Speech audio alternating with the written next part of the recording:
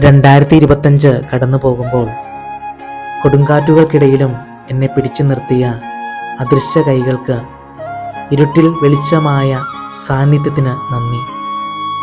ഇത് വെറുമൊരു വർഷമായിരുന്നില്ല, ഒരു യാത്രയായിരുന്നു, ഒരു രൂപാന്തരമായിരുന്നു.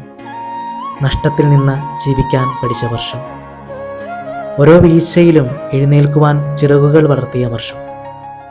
സ്നേഹിച്ചവർ എൻ്റെ വസന്തമായിരുന്നു, പരിഗണിച്ചവർ എന്നെ സമ്പന്നനാക്കി, അവഗണിച്ചവർ ആത്മപര്യാപ്തത പഠിപ്പിച്ചു, സങ്കടപ്പെടുത്തിയവർ എന്നെ കരുത്തുറ്റവനാക്കി.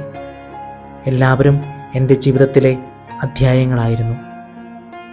ചിലർ സുന്ദര കവിതകളായി, ചിലർ പ്രയാസകരമായ പാഠങ്ങളായി. എല്ലാം ചേർന്നാണ് എന്നെ ഇന്നത്തെ ഞാനാക്കിയത്. ഇനി മുന്നോട്ട് കൂടുതൽ സ്നേഹത്തോടെ, കൂടുതൽ കരുത്തോടെ, കൂടുതൽ വെളിച്ചത്തോടെ. എല്ലാവർക്കും നന്ദി. എല്ലാവരോടും സ്നേഹം മാത്രം.